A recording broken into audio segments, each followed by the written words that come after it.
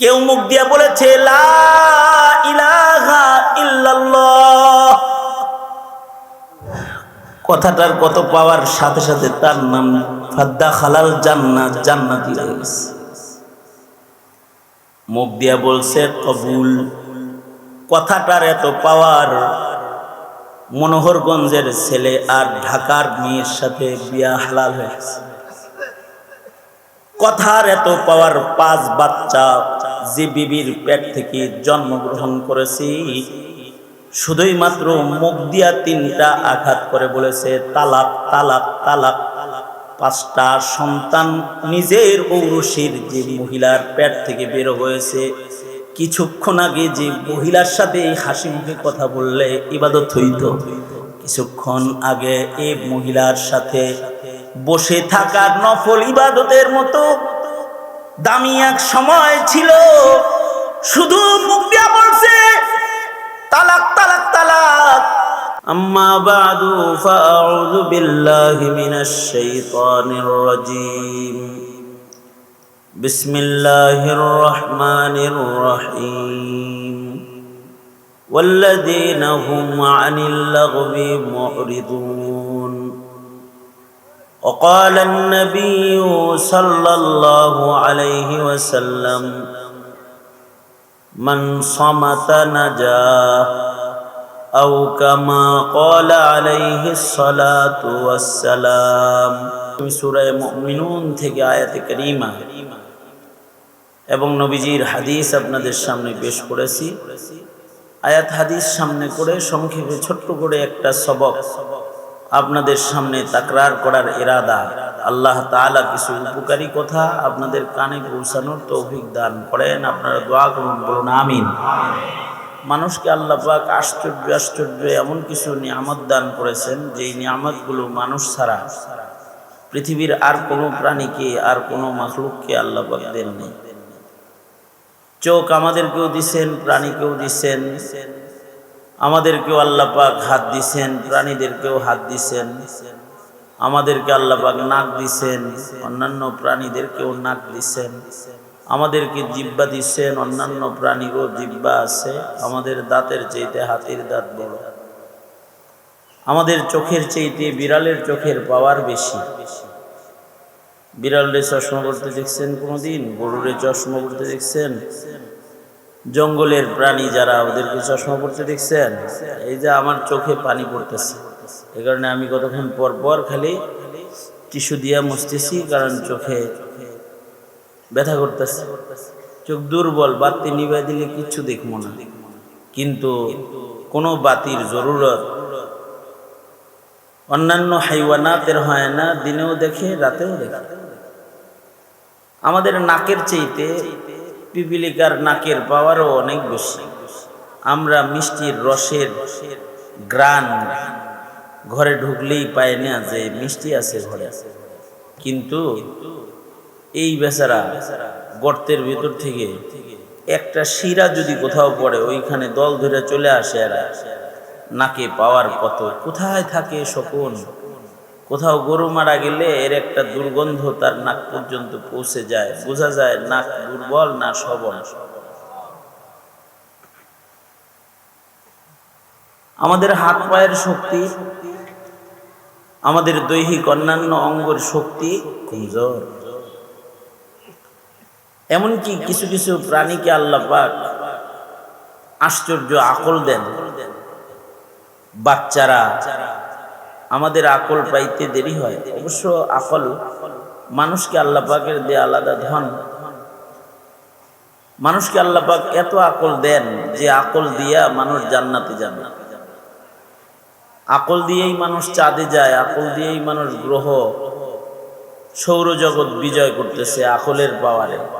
আকল দিয়েই মানুষের সাগরের নিচে যুদ্ধ। যেমন এই যে বর্তমান যে ইসরায়েল ইরান যুদ্ধ হইতেছে, আকলের হামলা করতেছে, আকলের হামলা, আকল দিয়ে হামলা দিয়ে আছে।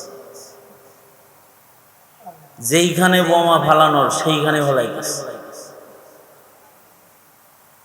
পানির নিচ দিয়ে হামলা করতেছে। আকলের শক্তি মানুষের।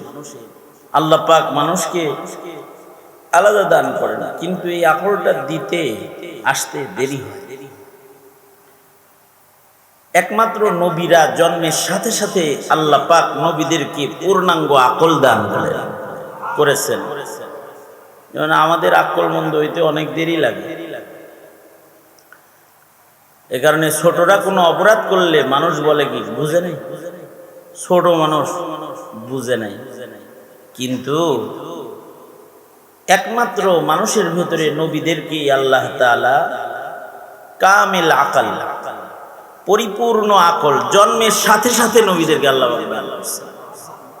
এই কারণে নবীরা ছোট্টবেলায় আকলের পরীক্ষার মুখোমুখিও হয়েছেন। যেমন হযরত মুসা আলাইহিস সালাতু ওয়াস সালাম, ফিরআউন দাবি করল আসিয়া এ তো নবী, আকল অনেক, আমারে চিনা ফেলাইছে, আমাকে থাপ্পড় মারছে। আসলেই পয়গম্বর মুসা আলাইহিস সালাতু ওয়াস সালামকে যখন ফিরআউন ঘরে সুন্দর বাচ্চা দেখলে কোলে লইতে মনে চায় না, আদর করতে মনে চায় না, কোলে লইয়া মুখটা কাছে নিচে চুমা দিবে, একটা থাপ্পড় দিছে। এই মুখ দিয়া খোদা দাবি করো আর এই মুখ দিয়া আমার মুখে কালিমুল্লাহর মুখে চুমা দিছে একটা থাপ্পড়। তার দাবি হইল এটা নবী, আমারে চিনা ফেলাইছে, চিন্না টিন্না বুঝা শুননা আমার একটা জোরে সোরে মারছে।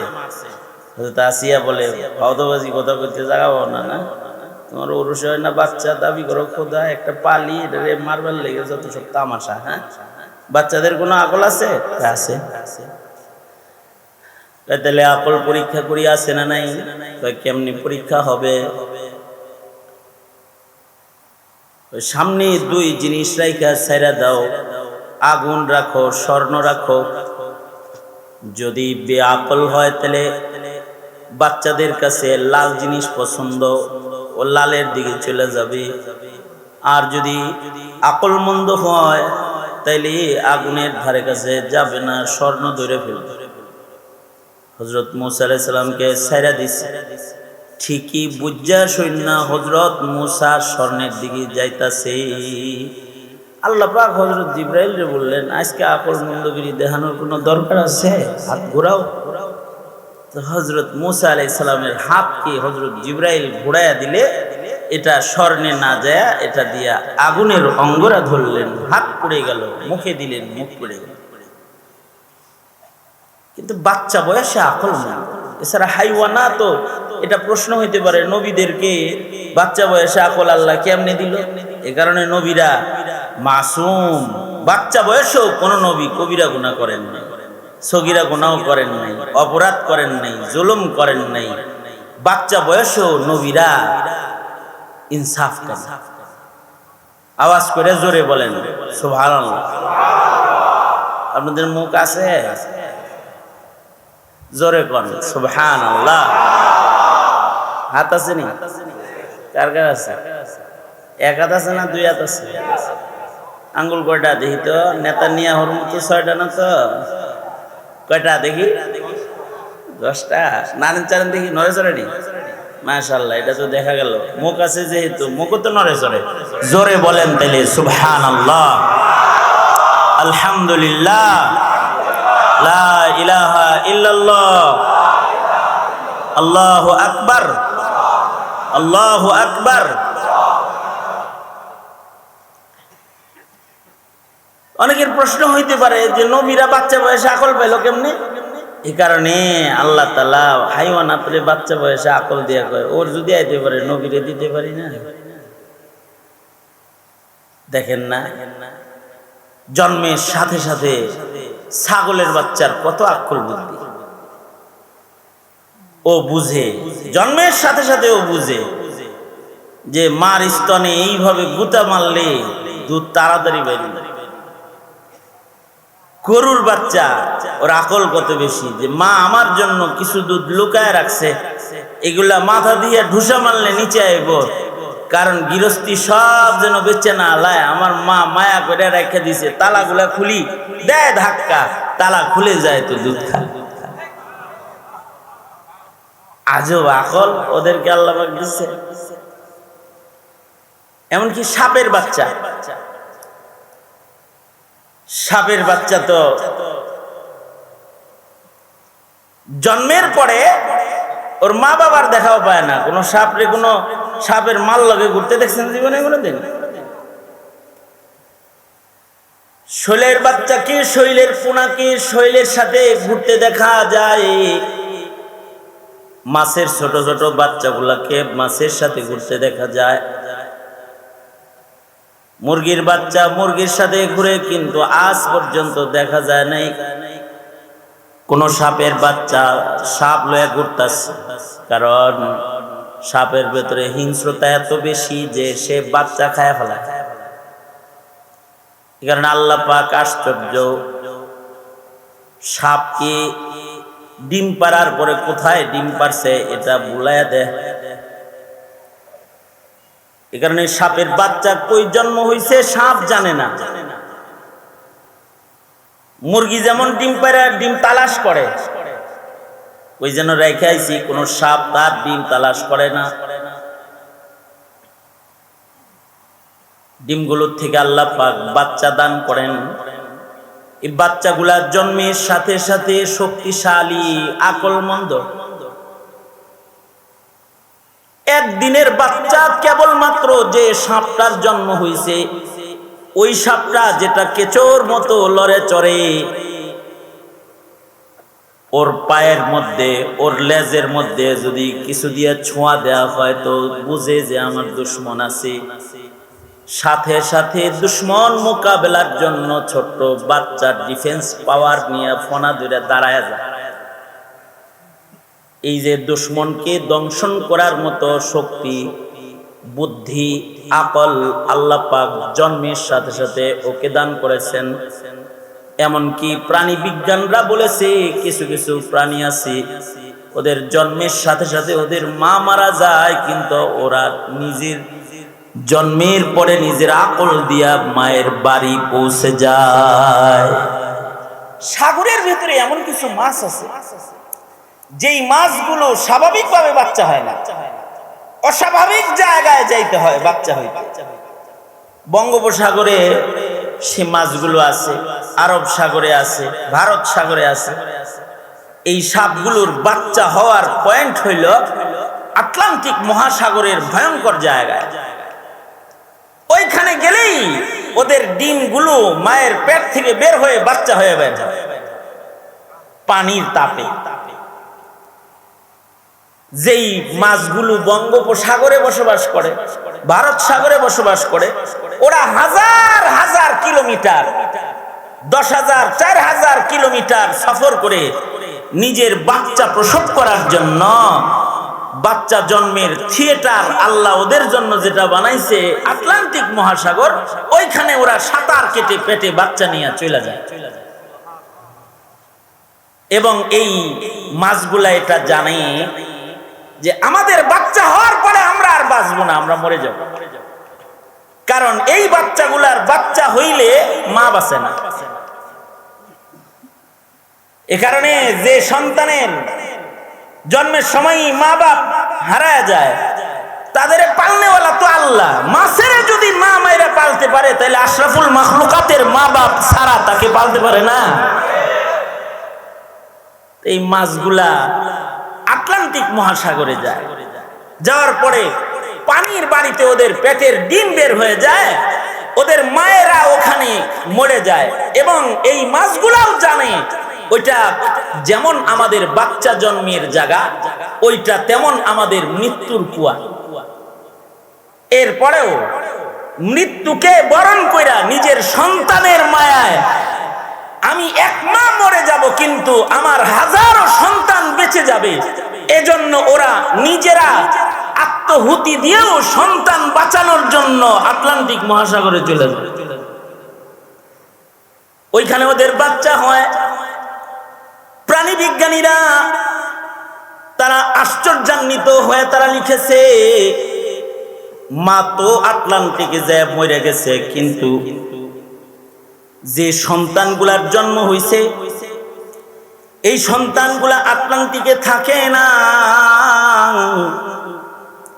ওদেরকে আল্লাহ এত আশ্চর্য আকল দান করেছেন যে ওদের মায়ের বাড়ি, যার মার বাড়ি যেখানে, যার মায়ের বাড়ি বঙ্গোপসাগরে, যার মায়ের বাড়ি ভারত সাগরে, যার মায়ের বাড়ি আরব সাগরে, আটলান্টিক থেকে মাঝে পথে সাঁতার কেটে কেটে আইছে, ঠিক মায়ের ওই সাঁতার কেটে আসার রাস্তায় সন্তানগুলা মায়ের বাড়ি আপন নিরে আকল দিয়া রাস্তা চিনা চিনা মার বাড়ি চলে যায় এবং ওদের বসবাস আবার বঙ্গোপসাগরে হয়। আরব সাগরের মাছগুলার বসবাস আরব সাগরে হয়, ভারত সাগরের মাছগুলার ভারত সাগরে বসবাস হয়। এই আকল মহান রব্বুল আলামিনের দেয়া দান। ওদেরকে জন্মের সাথে সাথে এটা দিছে। মাছের যে আল্লাহ জন্মের সাথে সাথে আকল দিতে পারে, নবীরে আল্লাহ জন্মের সাথে সাথে আকল দিতে পারে না? আল্লাহু আকবার, জোরে করে বলেন আল্লাহু আকবার। এই কারণেই মুহাম্মদুর রাসূলুল্লাহ সাল্লাল্লাহু আলাইহি ওয়াসাল্লামকে হালিমাতুস সাদিয়ার জিজ্ঞাসা ছিল, বাবা মুহাম্মদ, আমার দুধ খাইতে যে তুমি আমার ডান স্তনের দুধ খেয়ে বাম স্তন জীবনে স্পর্শ করো নাই কেন? সিরাতে এই প্রশ্ন ছোট ছোট সিরাতের কিতাবেও আনা হয়েছে।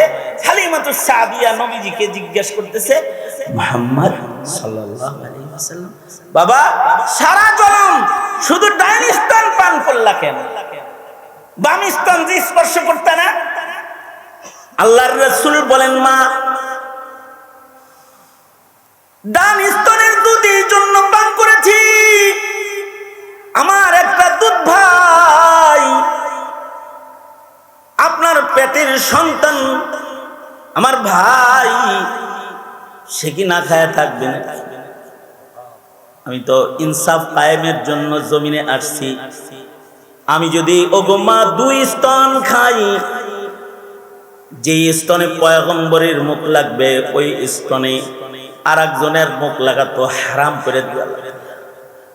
এ কারণে এক স্তনের দুধ আমি পান করেছি, আর আমার ভাইয়ের উপরে ইনসাফ করে আর একটা স্তন পান করার জন্য আমার দুধ ভাই আপনার সন্তানকে দিয়েছি।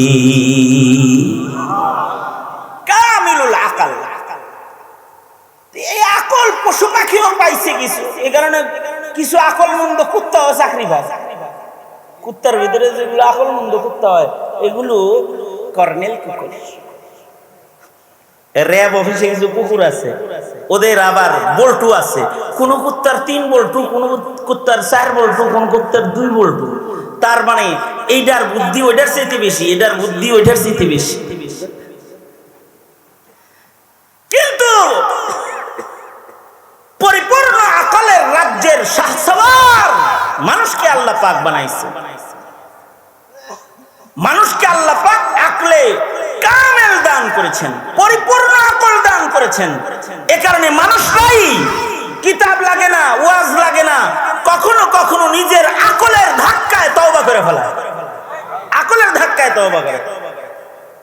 যেমন রোজার মাসেও রোজা রাখে না, তারাবির নামাজও পড়ে না, ঈদের দিন ঈদের নামাজও পড়ে না, কিন্তু আরিসা ফেরিঘাটে দাঁড়াইছিল, দেখলো যে একটা বাস যাত্রী সহ পানির ভিতরে ঢুকলো, আর জ্যান্ত সুস্থ যুবক কিশোর তাজা তাজা মানুষগুলা পানির নিচ থেকে লাশ হয়ে উপরে উঠলো।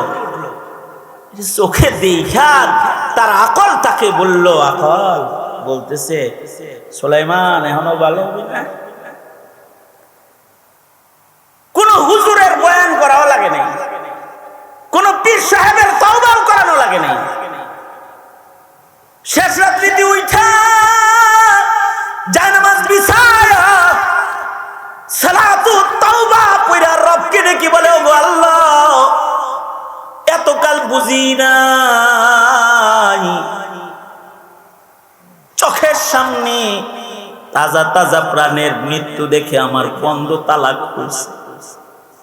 ও আল্লাহ এতদিন তোমার নাফরমানি করছি, আজকে গভীর রাতে তওবা করতেছি, মাফ করে দাও। আকলের কারণে মানুষের তওবা নসিব হয়ে যায়, আকলের কারণে এই মানুষটা আল্লাহ চিনে যায়, আকলের কারণে এই মানুষটা আল্লাহর জান্নাতে যাওয়ার উপযুক্ত হয়ে যায়। মানুষকে আল্লাহ আকল দিয়েছেন, কামিলুল আকাল। কিন্তু জবানের দৌলত এটা এমন একটা দৌলত যেটা মানুষ ছাড়া দুনিয়ার আর কোনো প্রাণীকে আল্লাহ পাক দেন নাই। এ কারণে আল্লামাহুল বায়ান, মানুষকে আল্লাহ তাআলা বিশেষভাবে কথা বলা শিখাইছেন। মানুষই একমাত্র প্রাণী যারা কথা কয়। চাঁদ কথা কয় না, সূর্য কথা কয় না, গাছ কথা কয় না, পাহাড় কথা কয় না, নদী কথা কয় না, সাগর কথা কয় না, বাতাস কথা কয় না, মানুষ কথা কয়। মানুষ আল্লাহ কয়, মানুষ লা ইলাহা ইল্লাল্লাহ কয়, মানুষ সুবহানাল্লাহ কয়, মানুষ আলহামদুলিল্লাহ কয়। মানুষকে আল্লাহ পাক ভাষা দান করেছেন এবং এই ভাষায় আজব জাদু দান করেছেন। ইন্না মিনাল বায়ানি লাসিহর, আল্লাহ পাক মানুষের কথার ভেতরে জাদুর আকর্ষণ দান করেছেন। একজনে কথা কয়, হাজার জন বসে বসে শুনতে থাকে। মানুষকে আল্লাহ পাক এই বাক শক্তি, স্পিকিং পাওয়ার, নতক, এ কারণে মানুষকে বলা হয় হাইওয়ানে নাতিক। মানুষ হলো এমন প্রাণী যারা কথা কয়। এই যে মানুষ কথা কয়, এই যে কথা বলার পাওয়ার তুমি মানুষ হিসেবে আল্লাহর কাছ থেকে একটা পাইছ। এই কথা বলার এই পাওয়ারটাকে যত্রতত্র অযথা নষ্ট করার অধিকার আল্লাহ তোমাকে দেন। কেউ কথা বলে না, তুমি কথা বলো। কি জন্য তোমারে কথা বলতে দিছে? বাজারে বসে বসে যত সব কথা কইবার লেগে তোমারে জবান দিছে আল্লাহ তাআলা? না, তোমাকে কথা বলার শক্তি দান করেছে আল্লাহ তাআলা। জমিনে আল্লাহর কথা মানুষের কাছে পৌঁছাইতে তোমাকে কথা বলার শক্তি দিয়েছে। তোমার মুখ দিয়া, তোমার কথা দিয়া রবের সাথে প্রেম করতে তোমাকে কথা বলার শক্তি দিয়েছে। তোমার মুখের কথা দিয়া তোমার ইজ্জতের জায়গা পর্যন্ত মুখের কথা দিয়া যাইতে। মুখের কথা এটা এত দামি যে এইটার কারণে জান্নাত, এইটার কারণেই দোজখ। কেউ মুখ দিয়া বলেছে লা ইলাহা ইল্লাল্লাহ, কথাটার কত পাওয়ার, সাথে সাথে তার নাম ফাদ্দা খালাল জান্নাত, জান্নাতি হয়ে গেছে। মুখ দিয়া বলছে কবুল, কথাটার এত পাওয়ার, মনোহরগঞ্জের ছেলে আর ঢাকার মেয়ের সাথে বিয়া হালাল হয়ে গেছে। কথার এত পাওয়ার, 5 বাচ্চা যে বিবির পেট থেকে জন্মগ্রহণ করেছি, শুধুই মাত্র মুখ দিয়া 3টা আঘাত করে বলেছে তালাক তালাক তালাক।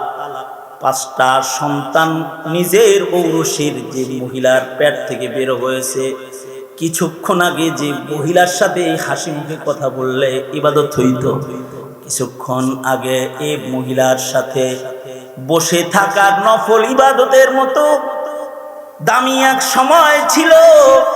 শুধু মুখ দিয়া বলছে তালাক তালাক তালাক। এত কঠিন আক্রমণ, চিরদিনের জন্য বিচ্ছেদ হয়ে গেছে। আর এই বিবিকে তার ঘরে আনার সুযোগও নাই, তার অন্যত্র বিয়ে হবে। কারণ 3টা কথার আঘাত তাকে করেছে। কথার এত পাওয়ার যে মুখ দিয়া যদি মুর্দার মানুষের কবরের পারে দাঁড়ায়া দাঁড়ায়া মুখ চালায়া যদি খালি আল্লাহর রাসূলের তালিম মুখে আয়না ফেলায়, তো মুখের কথার পাওয়ারে মাইয়েতের কবরের আগুন নিভা যায়। মাইয়েতের কবর জান্নাতের বাগান হয়ে যায়। আবার মুখের কথা এত পাওয়ারফুল যে কথা দিয়া গোটা দেশে মানুষের কলিজায় কলিজায় আগুন লাগানো যায়। আবার মুখের কথা দিয়া মানুষের হৃদয়ের মধ্যে নিজের জায়গা করা যায়। মুখের কথা দিয়া নিজের জান্নাত, আল্লাহর জান্নাত বানানো যায়। আল্লাহর জান্নাতকে নিজের জান্নাত থাকার জায়গা বানানো যায়। মুখের কথা শুধু উল্টা পাল্টা হইলে দোজখ, দোজকের লাকড়ি হিসেবে তাকে শাস্তি দেওয়ার উপযুক্ত বানায় ফেলায়। এ কারণে সূরা মুমিনুন কদ আফলাহাল মুমিনুন নামাজ দেখাইলো না, ওয়াল্লাযীনা হুম ফি সালাতিহিম খাশিউন ওয়াল্লাযীনা হুম আনিল লাগবি মুরিদুন। দ্বিতীয় নাম্বারটাই হলো খালি নামাজ পড়লে হবে না, সফল মুমিন হতে চাও মুখ সাবধান, সাবধান, মুখ সাবধান, মুখ সামাকে বাত করনা, কথা সাবধানে বলিল, কথা বললে কিন্তু রাজত্ব থেকে ঘাড় ধরে নামায় দিল্লির দাসী বানানো হয় কথার কারণে। কথা সাবধানে কইবা, কথার কারণে দোজকে চলে যেতে হয়, কথার কারণে জান্নাতের তালা খুলে যায়।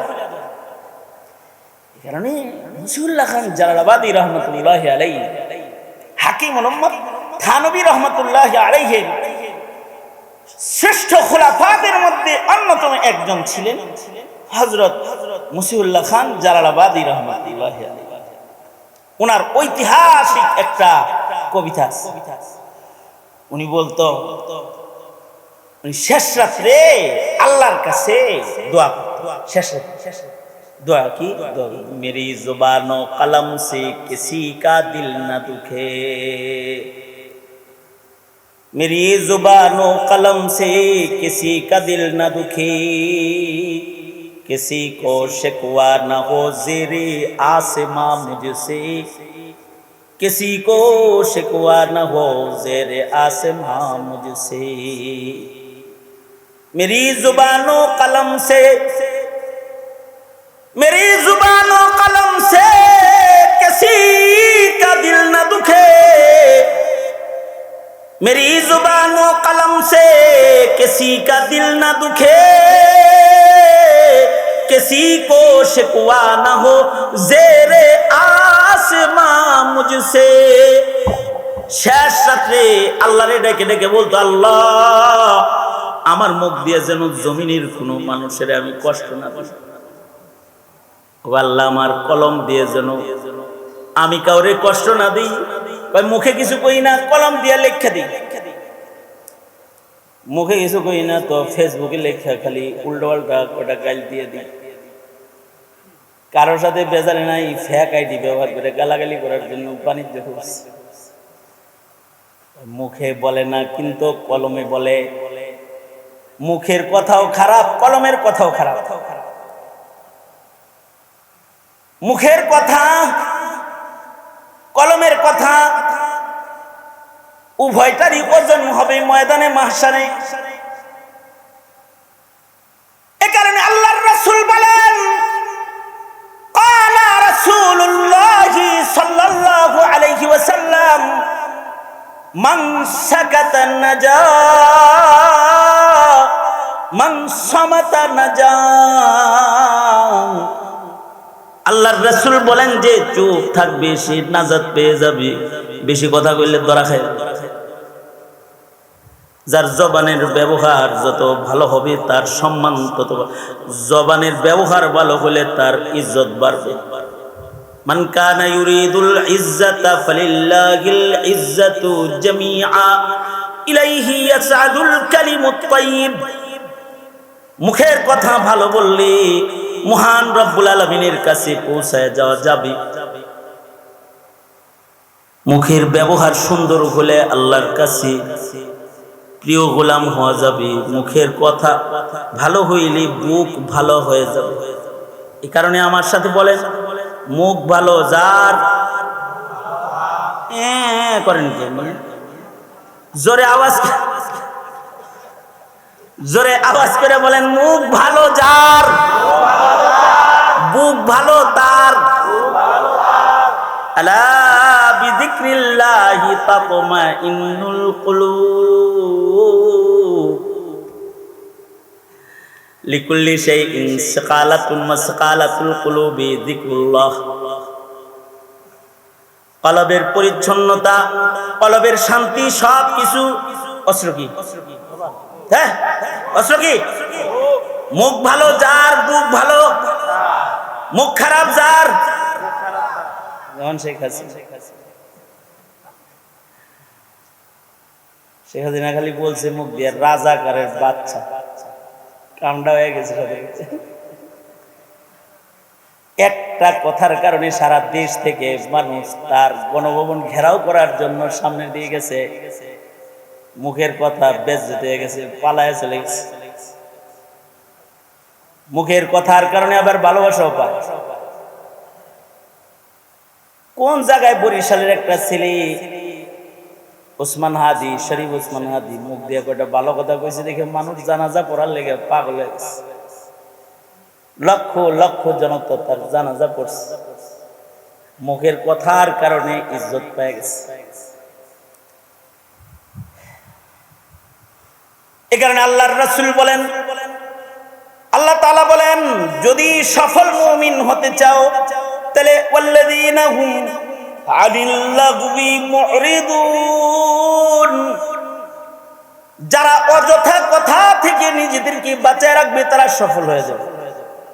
লাগ বলা হয়, লাগ বলা হয় যে কথার দুনিয়ার উপকারও নাই, আখিরাতের উপকার। এই যে মাইক পাইছি ওয়াজ করার জন্য, চান্স পাইছি কইলেই কতক্ষণ না না, মাইক পাইছো, চান্স পাইছো আর বলতে থাকবা হবে না। সাবধানে কথা কই, মানুষ দাওয়াত দিয়ে নেয়, সাবধানে কথা কইস। কারণ মুখের প্রত্যেকটা কথা মিজানের পালায় ওজন হবে। হাসরের কঠিন ময়দানে আল্লাহ তাআলা বনি আদমের আমল যেমন ওজন করবে, বনি আদমের মুখের কথাও ওজন করবে।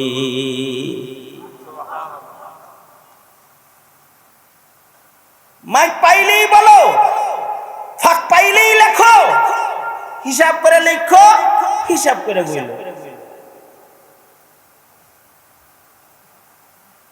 কথা যদি ভালো হয় তো অক্ষরে অক্ষরে নেকি হয়, আর কথা যদি খারাপ হয় তো এক কথা ঈমান ধ্বংস হয়।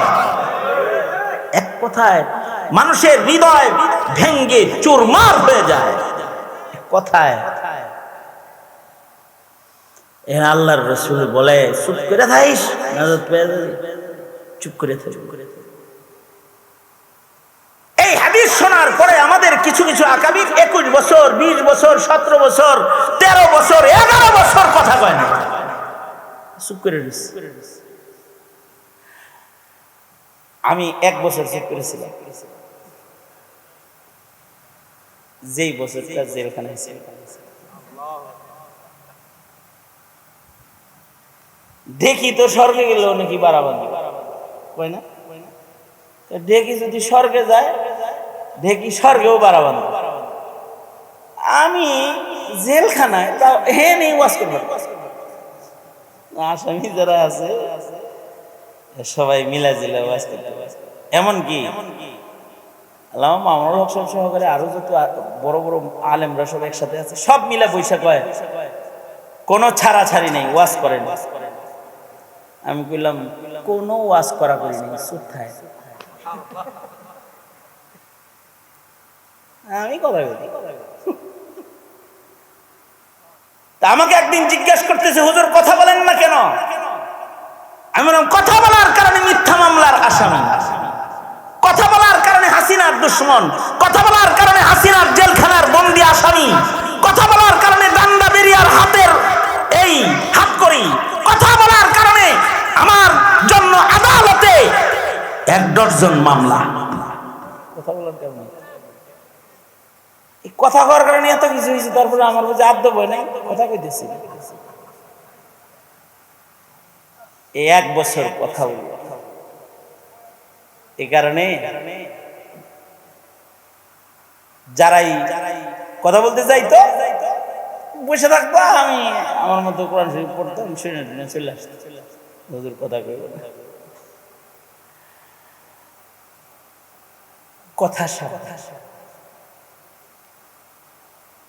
আব্দুল্লাহ ইবনুল মুবারক রাহমাতুল্লাহি আলাইহি বলেন, আমি এমন এক নারীর সাথে দেখা হয়েছে যে 40 বছর কোরআন শরীফের আয়াত ছাড়া মুখে আর কোনো কথা উচ্চারণ করে না, এমন মহিলার সাথে আমার মোলাকাত। ইবনুল মুবারক হজের সফর শেষ করে বাড়ির দিকে যাইতেছে, মক্কা মুআজ্জামার চৌরাস্তায় দেখে এক অসহায় নারী বসে রয়েছে। যায় মহিলাটাকে সালাম দিলেন, কিরে চেহারার মধ্যে একটা অসহায়ত্বের ছাপ। আশ্চর্য আজব মহিলা, সালাম দিলে মানুষ কয় ওয়ালাইকুম আসসালাম। নবীর হাদিস, কেউ তোমাকে সালাম দিছে আসসালামু আলাইকুম, জবাবে বলো ওয়ালাইকুম আসসালাম ওয়া রাহমাতুল্লাহ। কিন্তু এই মহিলাকে যে ইবনুল মুবারক সালাম দিলে, মহিলা হাদিসের সালাম উচ্চারণ না কইরা তার কণ্ঠে কোরআন শরীফের একটা আয়াত ভাইসা আসলো। সে বলল সালামুন কাওলাম মির রাব্বির রহিম। ইবনুল মুবারক বললেন, আজব মহিলা কোরআনের আয়াত কয়। জিজ্ঞাসা করলেন, মা এখানে বসে রয়েছেন কেন? আবার কোরআন শরীফের আয়াত, মান ইউদ্লিলহু ফালা হাদিয়া লাহ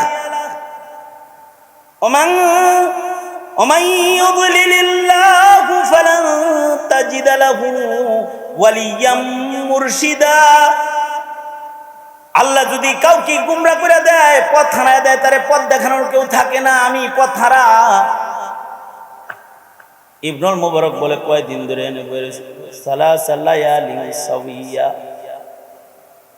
আবার কোরআন শরীফের আয়াত পড়ছে। ইবনুল মুবারক বলে, যা জিগেই তাই দেখি খালি কোরআন শরীফের আয়াত বলে। জিজ্ঞাসা করলেন, বাড়ি কই, কোন দেশ থেকে হজে আসছে? মহিলা বলে, সুবহানাল্লাযী আসরা বিআবদিহি লাইলাম মিনাল মাসজিদিল হারামি ইলাল মাসজিদিল আকসা। আয়াত পড়ে বুঝায় দিল, আসি মক্কায়, বাড়ি আমার আকসায়। ইবনুল মুবারক বলে, উপকার করতে পারিনি। ফামান ইয়ামাল মিসকালা যাররাতিন খায়রান ইয়ারা ওয়া মান ইয়ামাল মিসকালা যাররাতিন শাররান ইয়ারা। ভালো করলে পাইবা, তার মানে ইজাজত দিয়ে দিছি। ইবনুল মুবারক বলে, উট বসাইলাম, উটের পিঠে চড়াইলাম, যা কথা কই খালি কোরআনের আয়াত পড়ে বেরিয়ে। ভাবলাম মনোরঞ্জনের জন্য একটু শের শায়েরি পড়তে থাকি। তাকে নিয়ে আমি রাস্তা চলতে লাগলাম আর শের পড়তে লাগলাম। উটের পিঠ থেকে মহিলা আমার দিকে কোরআনের আয়াত ছড়ে মেরে বলে, ফাকরাউ মা তায়াসসারা মিনাল কুরআন। যা পড়তেছো কোনো নেকি হয় না, কোরআন পড়ো। ইদা কুরিয়াল কুরআনু ফাসতামিউ লাহ। তুমি যদি কোরআন পড়ো তাহলে আমি কোরআন শুনবো, যা পড়তেছি এটি শুনতে আমার ভাল লাগে না। ইবনুল মুবারক বলে, কোরআন পড়া শুরু করলাম। মহিলা কোরআন শুনতে লাগলো আর রোনাজারি করতে লাগলো। কিছু দূর যাইতেই মহিলা বারবার একটা কাফেলার দিকে তাকায়। জিগাইলাম, ওইদিকে চান কেন, কে আছে ওখানে? সে বলে, আল মাল ওয়াল বানুন। ওইখানেই কাফেলায় আমার সন্তানরা আছে, এটা মনে হয়। ইবনুল মুবারক বলে, সন্তানদের নাম কোন, ডাক দিই। মহিলা বলে, ওয়াত্তাখাযাল্লাহু ইব্রাহিমা খলিলা ওয়া কাল্লামাল্লাহু মূসা তাকলিমা ইয়া ইয়াহইয়া খুযিল কিতাবা বিকুওয়া। 3 আয়াত পরে বুঝায়, 3টা ছেলে কাফেলায় আছে, একটার নাম মূসা, আরেকটার নাম ইব্রাহিম, আরেকটার নাম ইয়াহইয়া। ইবনুল মুবারক বলে, ছেলেগুলোর নাম ধরে রাখলাম। এ আসসনি, ইয়াহইয়া, ইব্রাহিম, মূসা, তোদের মা এখানে। দৌড়ায় সন্তানগুলা চলে আসলো, মা সন্তানের মিলন হয়ে গেল। আমি ছেলেগুলারে জিগাইলাম, তোমাদের মায়ের সাথে এই যে যত কথা কই খালি কোরআন মজিদ পড়ে, কতকাল তোমাদের মা কোরআনের আয়াতের বাইরে কোনো কথা বলে না? ছেলেরা বলে, ইবনুল মুবারক, আমাদের এই মহিয়সী মা একদিন 2 দিন না, সুদীর্ঘ 40 বছর হয়ে গেছে দুনিয়ার কোনো মানুষের বানানো শব্দ মা মুখে আনে না। যখনই কথা কয় কোরআনের আয়াত দিয়ে ইশারায় ইশারায় কথা কয়। তার মানে হলো জবানের ব্যবহারের কতটা সতর্কতা। এ কারণে মুখ সাবধান, যার মুখ সাবধান হবে তার মুখ ভালো, যার মুখ ভালো হবে তার মুখ সুন্দর হবে, যার চরিত্র সুন্দর হবে তার। চুপ করে থাকার দরকার নাই, কথা কইতে মনে চায় কও, মারুফ মারুফ কথা কও, সাদীদ সাদীদ কথা কও, সাদীদ না। কুলু কওলান সাদীদা ইসলাহ লাকুম আ'মালাকুম ওয়া ইয়াগফির লাকুম যুনুবাকুম। ভালো কথা কইবা, তাইলে এর বদলে তোমাকে মাগফিরাত দেওয়া হবে। কথা কইবা তো জিকির করো, কথা কইবা তো তিলাওয়াত করো, কথা কইবা তোমার ভাইয়ের লগে তো উদু ইলা সাবিলি রাব্বিকা বিল হিকমাতি ওয়াল মাউইযাতিল হাসানা। ভালো পথে মানুষদেরকে আহ্বান করো, দাওয়াতের কথা বলো, আমরা বিল মারুফের কথা বলো, আর নাহয়ু আনিল মুনকারের কথা বলো। তুমি কথা কও না চুপ করে থাকো, যে এত চুপ করাই করো যে বাতিলের রাজ কায়েম হয়ে যায়, তখন তুমি বুবা শয়তান হয়ে বসে থাকো। তুমি শয়তান আখরাস, বড় শয়তান তুমি, কথা কও না কেন তখন। কথা কইবা কর জায়গা আছে, যেই জায়গায় কথা বললি রব রাজি, যেই জায়গায় কথা বললি রব খুশি, যেই কথা বললে তোমার মালিক খুশি, সেইগুলা বল ইনশাআল্লাহ। বলেন ইয়া আল্লাহ, আরো জোরে করে বলেন ইয়া আল্লাহ। ওয়াদা করিতেছি আর কোনদিন জবানের অপব্যবহার করব না ইনশাআল্লাহ। চিল্লা এখন ইনশাআল্লাহ। জিকির করবেন প্রতিদিন 15 মিনিট, বেশি না। 100 বার সুবহানাল্লাহ, 100 বার আলহামদুলিল্লাহ, 100 বার লা ইলাহা ইল্লাল্লাহ, 100 বার আল্লাহু আকবার, 100 বার আস্তাগফিরুল্লাহ, আস্তাগফিরুল্লাহ, 100 বার যেকোনো দরুদ শরীফ সাল্লাল্লাহু আলাইহি ওয়াসাল্লাম, সাল্লাল্লাহু আলাইহি ওয়াসাল্লাম পারবেন না ইনশাআল্লাহ। প্রতিদিন ছোট ছোট কিছু কোরআন মাজিদের সূরা পড়বেন। বড়গুলা যদি পড়তে না পারেন কুল হুয়াল্লাহ পড়বেন, ইখলাস ফালাক নাস পড়বেন, ভিডিও পারবেন না। সকাল বেলায় সূরা ইখলাস 3 বার, সূরা ফালাক 3 বার, সূরা নাস 3 বার। সন্ধ্যা বেলায় সূরা ইখলাস 3 বার, সূরা ফালাক 3 বার, সূরা নাস 3 বার। আয়াতুল কুরসি হার নামাজের পরে একবার। সকালে সাজে সূরা হাশরের শেষ 3 আয়াত। ছোট ছোট আমাল, আল্লাহর কথাগুলা মুখস্থ করে রাখেন, এগুলো করবে। আর সাবধানতার সাথে নিজের সন্তানকে কথোপকথন নিয়ন্ত্রণ করবেন। সমাজের বাচ্চাদের কথার নিয়ন্ত্রণ নাই, লেখার নিয়ন্ত্রণ নাই, এ কারণে সমাজে শান্তি নেই। খেয়াল রাখবেন ইনশাআল্লাহ। বলে সবাই ইস্তিগফার পড়েন। আস্তাগফিরুল্লাহ রাব্বি মিন কুল্লি যামবি ওয়া আতুবু ইলাইহি, লা হাওলা ওয়ালা কুওয়াতা ইল্লা বিল্লাহিল আলিয়্যিল আযীম। আস্তাগফিরুল্লাহাল্লাযী লা ইলাহা ইল্লা হুয়াল হাইয়ুল কাইয়্যুম ওয়া আতুবু ইলাইহি।